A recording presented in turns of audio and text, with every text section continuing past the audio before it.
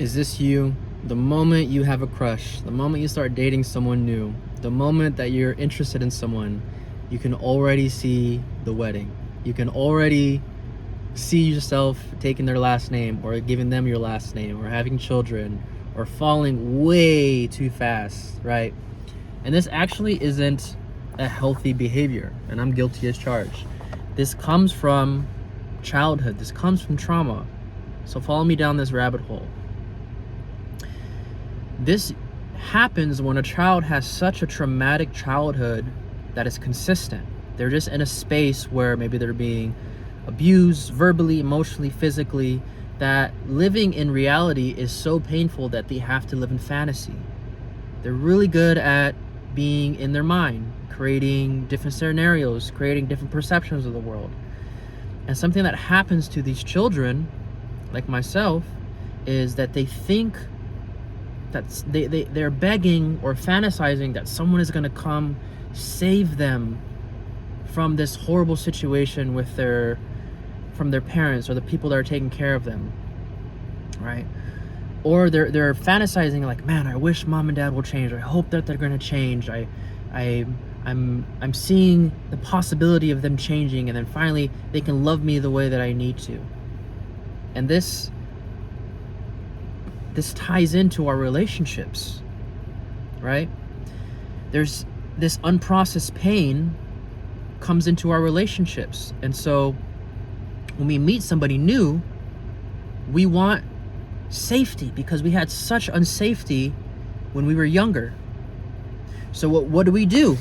We overcompensate. We really open up our heart. We really want to lock them down and be in love. And so that people that have this trauma want to lock down the relationship fast, because locking down the relationship means security, right? Oh, this person is mine. This means that I can have safety and security in my relationship. And the childhood trauma also plays into this part, right? Of, I really wish that somebody would come save me. And this ties into the new partner of fantasizing. You're still in fantasy because you have this unprocessed pain around, maybe this is the person.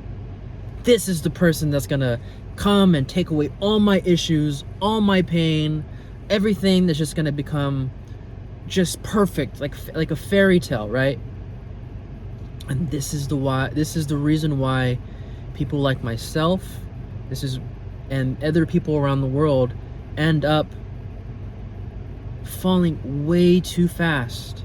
And when you fall way too fast, you're ignoring all the signs, you're ignoring all the red flags, all the little things of how they're not showing up in a way that is supportive and healthy for a healthy relationship.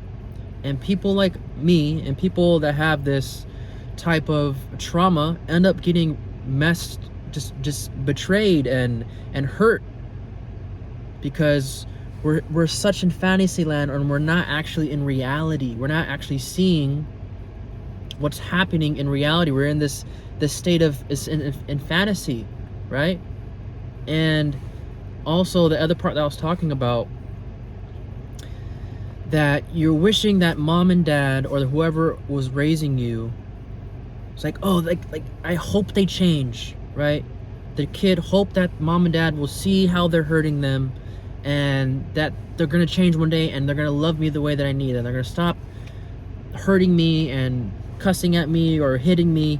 And that goes right into the relationships aspect as well. So you end up dating that person on their potential, right?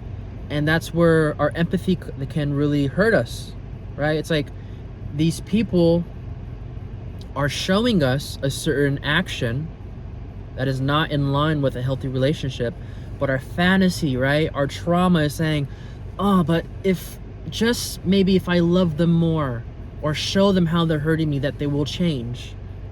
And that's a beautiful quality to hold people to a higher standard. But most of the time, you can't force someone to change when they're not ready to change, right?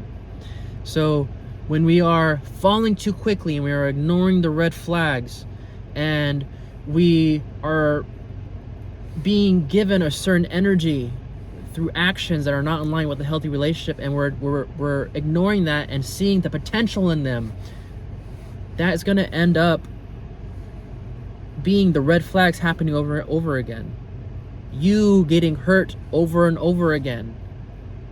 And it's such a vicious cycle until you wake up to the fact of like, wow, like you get pushed to the breaking point where you feel like you're going crazy.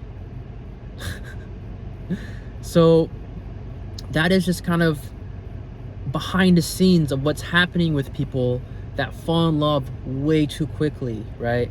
And the real work is once you get out of that relationship, right after that, you're disrespected, you're betrayed, and you just get pushed to the absolute breaking point. It's like you need to separate yourself from that individual. You need to separate yourself from the individual, and you need to stop dating. You need to stop jumping from relationship to relationship. This is something I've done all my life. And when you can actually sit with the pain and have a trusted individual to process this pain with, you can start to really transmute the childhood trauma, right? And it's really just feeling is healing, and you have someone who's emotionally intelligent to kind of guide you through that process, where this pain no longer resides in your body, and now you have more discernment from your process. And it's a very deep and emotional, intense process of grieving and anger and confusion and rage and disgust and despising the person. And it's all part of the process of getting all that energy out. It's a reflection of how you were treated as a child, and that energy needs to come out of you. And when those emotions are moving through you, those emotions are teaching you. They're teaching you, wow, like I did not deserve that. Wow, like I have so much more discernment. Wow, like I actually can see the red flags when I go back in time. Now I know what to look for. Now I know what to stay away, right? And that is part of the integration. And the next part of your integration is taking your time, right? When it's time to date again, taking your time and seeing the red flags that pop up, and knowing that those are not part of your values, and being able to be like, no, that is not okay. I am walking away from this. Because if you, maybe it's like, maybe they'll change, maybe they'll be more aware, and it's more nuanced, right? It's maybe they are aware that they have this red flag and they're working on it. If you see that, amazing. But if someone is exuding a certain energy that is just like a hard no, then you have to be willing to walk away, because then you'll start to fall into that same cycle again. So I hope that helps. And if you're a person that falls in love, I'll use quotations because it's not really falling in love, right? Especially if it's not a healthy relationship. They tend to be unhealthy. It's not really in love. It's more of an infatuation coming from a trauma. So hope that helps. And it's such a mind-blown experience when you start to get to the other side. So all right, y'all stay blessed.